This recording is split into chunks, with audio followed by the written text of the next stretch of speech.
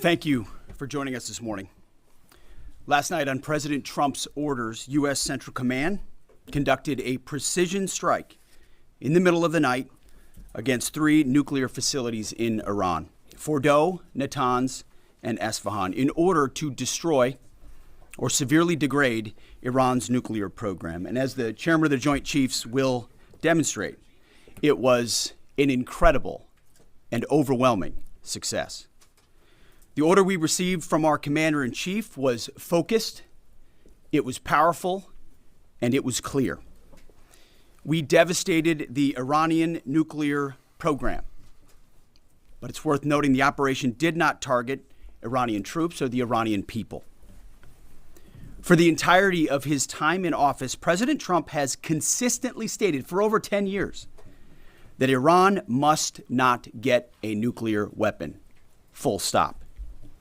Thanks to President Trump's bold and visionary leadership and his commitment to peace through strength, Iran's nuclear ambitions have been obliterated. Many presidents have dreamed of delivering the final blow to Iran's nuclear program, and none could until President Trump. The operation President Trump planned was bold and it was brilliant, showing the world that American deterrence is back. When this president speaks, the world should listen. And the U.S. military, we can back it up. The most powerful military the world has ever known. No other country on planet Earth could have conducted the operation that the chairman is going to outline this morning. Not even close. Just like Soleimani found out in the first term, Iran found out when POTUS says 60 days that he seeks peace and negotiation, he means 60 days of peace and negotiation. Otherwise, that nuclear program, that nuclear capability will not exist. He meant it. This is not the previous administration. The President Trump said no nukes. He seeks peace, and Iran should take that path. He sent out a truth last night saying this: any retaliation by Iran against the United States of America will be met with force far greater than what was witnessed tonight. Signed, the President of the United States, Donald J. Trump. Iran would be smart to heed those words. He's said it before, and he means it. I want to give recognition to the chairman of the Joint Chiefs of Staff, the Joint Staff, General Eric Kurilla at CENTCOM, who did a phenomenal job, he and his staff, all of CENTCOM. Policy, across the board, this was a joint effort, and across the Pentagon effort. I want to recognize the pilots who flew those bombers, who flew those fighters, who flew those refuelers, warriors. I want to recognize the sailors on those destroyers, in those subs, on those carriers, warriors, all of them. I want to recognize our soldiers doing air defense, base defense, QRF, warriors, all of them. Every American involved in this operation performed flawlessly. And I want to give recognition to our allies in Israel as well. This is a plan that took months and weeks of positioning and preparation so that we could be ready when the President of the United States called. It took a great deal of precision. It involved misdirection and the highest of operational security. Our B-2s went in and out of downtown Tehran, of these nuclear sites, in and out and back without the world knowing at all. In that way, it was historic. A strike that included the longest B-2 Spirit bomber mission since 2001 and the first operational employment of the MOP, a massive ordnance penetrator. The mission demonstrated to the world the level of joint and allied integration that speak to the strength of our alliance and our joint forces. As President Trump has stated, the United States does not seek war, but let me be clear. We will act swiftly and decisively when our people our partners or our interests are threatened. Iran should listen to the President of the United States and know that he means it, every word. I want to give congratulations to our Commander-in-Chief. It was an honor to watch him lead last night and throughout, and to our great American warriors on this successful operation. God bless our troops. God bless America. And we give glory to God for his providence and continue to ask for his protection. I turn it over now to the chairman for specifics. Thank you, Mr. Secretary. Thanks for recognizing all of our folks out there doing our nation's work, and nice to see everybody on this early Sunday morning. Last night, on the President's orders, U.S. Central Command, under the command of General Eric Kurilla, executed Operation Midnight Hammer, a deliberate and precise strike against 3 Iranian nuclear facilities. This was a complex and high-risk mission carried out with exceptional skill and discipline by our joint force. I want to thank every service member, planner, operator that made this mission possible. Their actions reflect the highest standards of the United States Armed Forces. This operation was designed to severely degrade Iran's nuclear weapons infrastructure. It was planned and executed across multiple domains and theaters with coordination that reflects our ability to project power globally with speed and precision at the time and place of our nation's choosing. This was a highly classified mission with very few people in Washington knowing the timing or nature of this plan. I'll refer you to the graphic on the side as I walk you through some of the operational details. At midnight Friday into Saturday morning, a large B-2 strike package comprised of bombers launched from the continental United States. As part of the plan to maintain tactical surprise, part of the package proceeded to the west and into the Pacific as a decoy, a deception effort known only to an extremely small number of planners and key leaders here in Washington and in Tampa. The main strike package, comprised of 7 B-2 Spirit bombers, each with 2 crew members, proceeded quietly to the east with minimal communications. Throughout the 18-hour flight into the target area, the aircraft completed multiple in-flight refuelings. Once over land, the B-2s linked up with escort and support aircraft in a complex, tightly timed maneuver requiring exact synchronization across multiple platforms in a narrow piece of airspace, all done with minimal communications. This type of integration is exactly what our joint force does better than anyone else in the world. At approximately 5 p.m. Eastern Standard Time last night, and just prior to the strike package entering Iran, a U.S. submarine in the Central Command area of responsibility launched more than 24 Tomahawk land attack cruise missiles against key surface infrastructure targets at Isfahan. As the Operation Midnight Hammer strike package entered Iranian airspace, the U.S. employed several deception tactics, including decoys, as the 4th and 5th generation aircraft pushed out in front of the strike package at high altitude and high speed, sweeping in front of the package for enemy fighters and surface-to-air missile threats. The strike package was supported by U.S. Strategic Command, U.S. Transportation Command, U.S. Cyber Command, U.S. Space Command, U.S. Space Force, and U.S. European Command. As the strike package approached Fordow and Natanz, the U.S. protection package employed high-speed suppression weapons to ensure safe passage of the strike package, with fighter assets employing preemptive suppressing fires against any potential Iranian surface-to-air threats. We are currently unaware of any shots fired at the U.S. strike package on the way in. At approximately 6:40 p.m. Eastern Standard Time, 2:10 a.m. Iran time, the lead B-2 dropped 2 GBU-57 massive ordnance penetrator weapons on the first of several aim points at Fordow. As the president stated last night, the remaining bombers then hit their targets as well, with a total of 14 MOPs dropped against 2 nuclear target areas. All 3 Iranian nuclear infrastructure targets were struck between 6:40 p.m. and 7:05 p.m. Eastern Time. Again, that's about 2:10 in the morning local time in Iran, with the Tomahawk missiles being the last to strike at Isfahan to ensure we retain the element of surprise throughout the operation.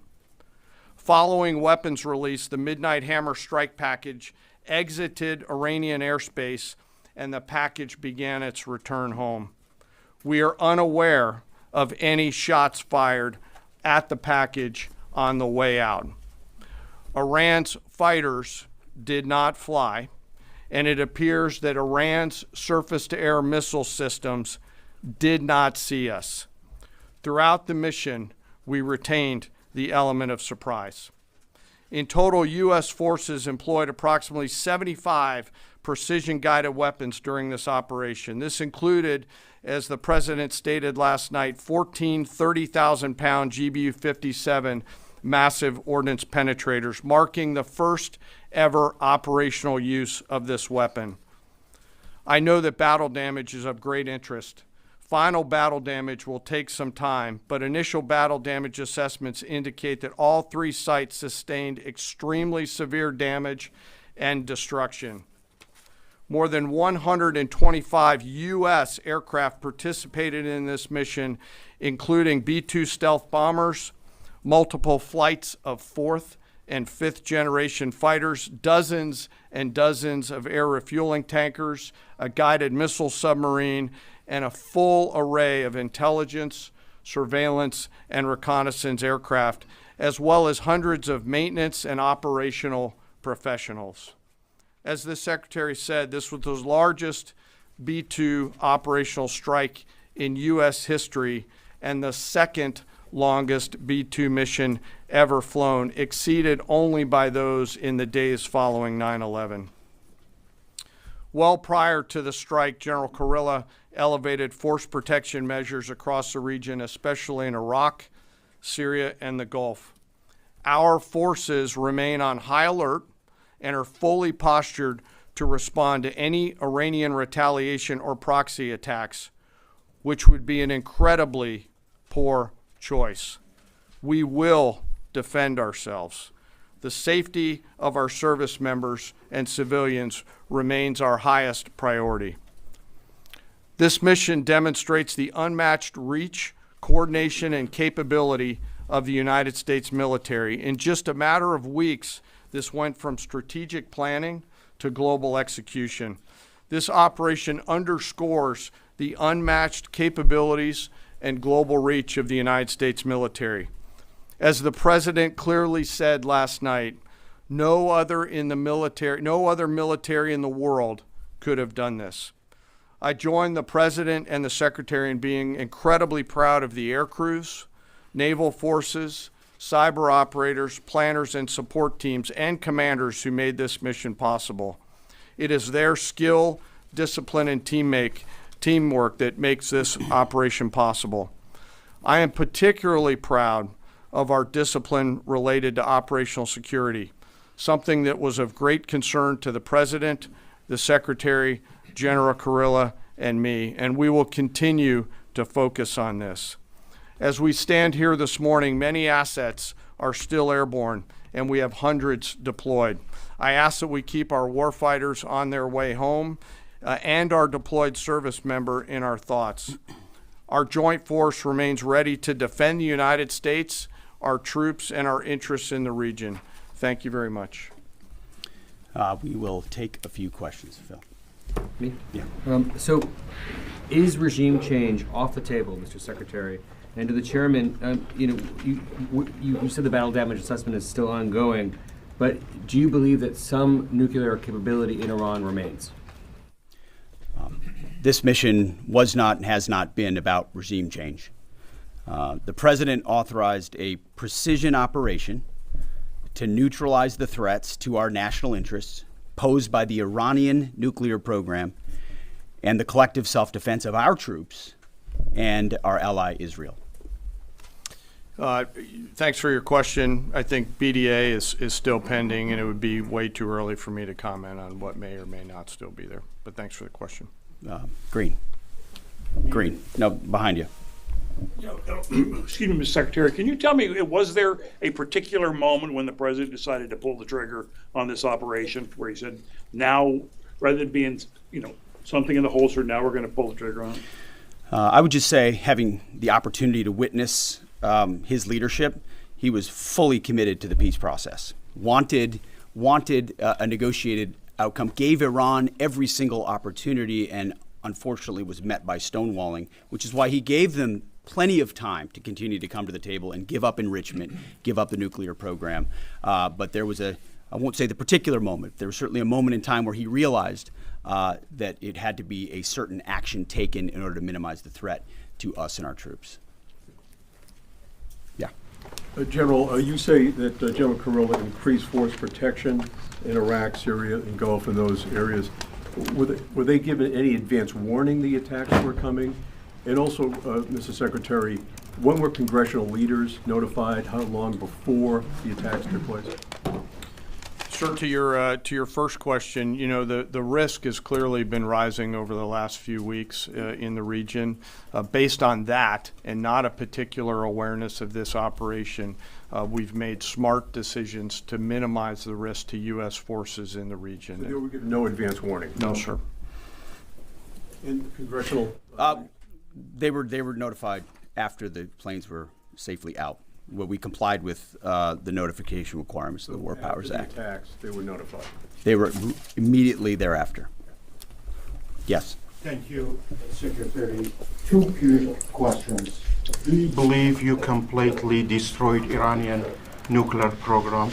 And how about Iranian ballistic missiles? Your ally as Israel always saying that is biggest threat. And second question is very important. What will be your next step if Iran or militias under Iranian influence in the region attack U.S. interests or allies in the region? And you can chime in on this too, Mr. Chairman. The battle damage assessment is ongoing, but our initial assessment, as the chairman said, is that all of our precision munitions struck where we wanted them to strike and had the desired effect. Which means especially in Fordow, which was the primary target here, we believe we achieved destruction of capabilities there. Ultimately, wherever it may be, whether it's in Iraq or Syria or bases in the Gulf, as the president said, it would be, as the chairman said, it would be a very bad idea for Iran or its proxies to attempt to attack American forces. Yes. Thank you, Mr. Secretary. Regarding retaliations, Iran and North Korea are cooperating on nuclear and missile development. Do you think there is a possibility that Iran, North Korea, and the other forces, such as China, will join forces to retaliate against the United States? Well, unfortunately, because of the policies under the previous administration, we drove those countries together, and ultimately that creates a challenging environment. For this particular operation, the focus is on Iran and Iranian nuclear capabilities. That's our focus here, is to not just say that they can't have, but President Trump has said from over 20 years, frankly, Iran cannot have a nuclear weapon. And ultimately, he decided this is the moment, given their stonewalling, when direct military action had to be taken to prevent that from happening. Yes.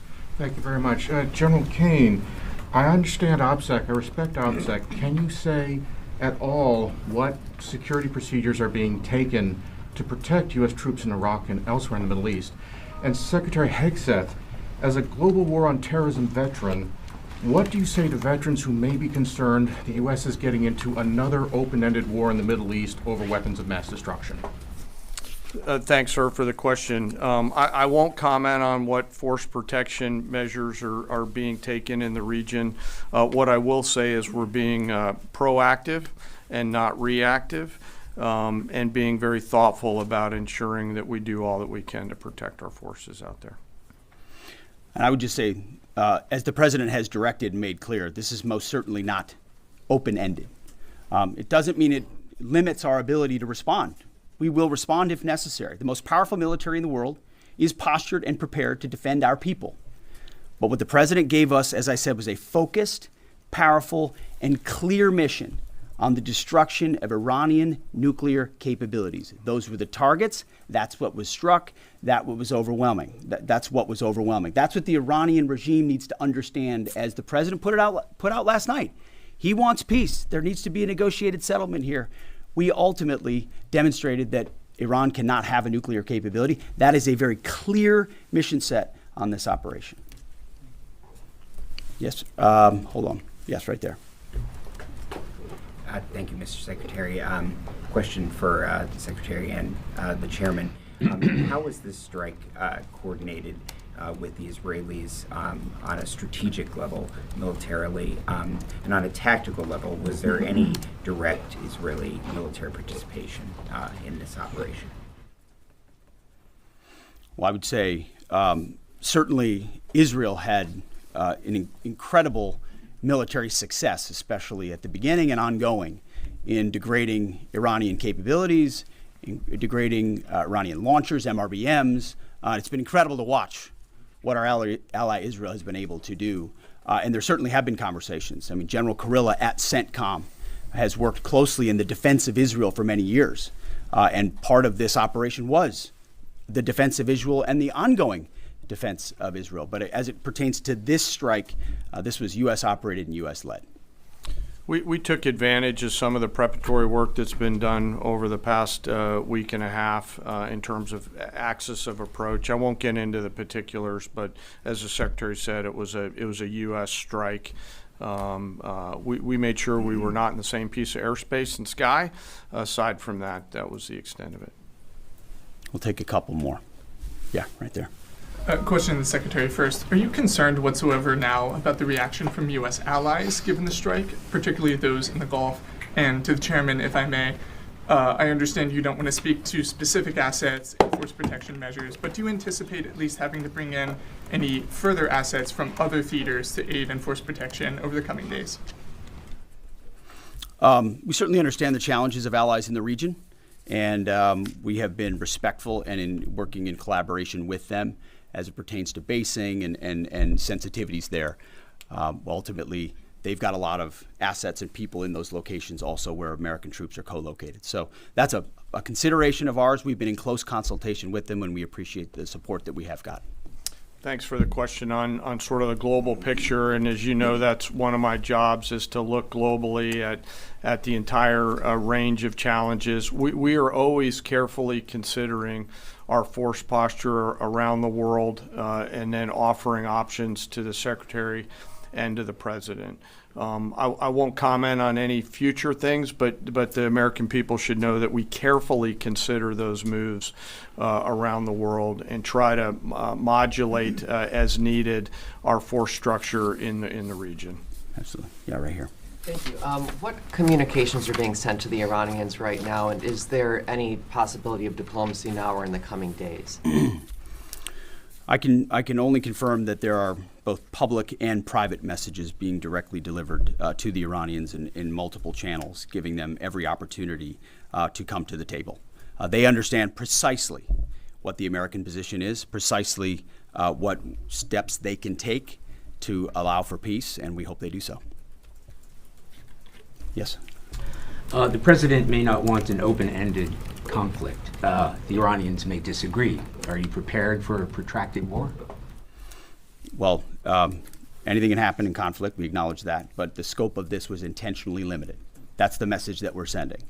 With the capabilities of the American military, nearly unlimited. So Iran, in that sense, has a choice. But we've made it very clear to them, this is nuclear sites, this is nuclear capabilities, this is the line that the president set, and we set that back. Now is the time to come forward for peace. But I think one of the takeaways from this as well is the unprecedented level of ongoing cooperation. I can't speak highly enough of the chairman and his staff and General Kurilla in CENTCOM, what they've done to look around the corner, to pre-position, to understand how an operation like this comes together.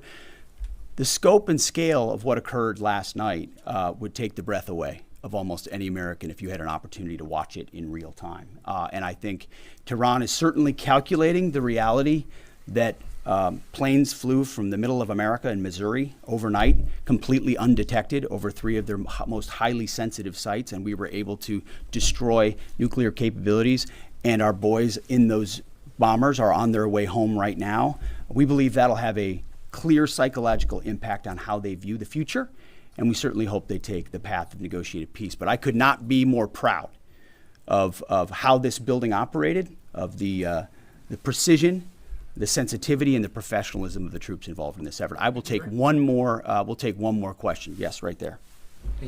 Thank you, Mr. Secretary. Concerning the justification for these strikes, in March, the Office of the Director of National Intelligence released their threat assessment, concluding, quote, Iran is not building a nuclear weapon, and Khamenei has not authorized the nuclear programs he suspended in 2003, unquote. So what new intelligence does the U.S. have since then that the Iranians have changed their position on nuclear weapons?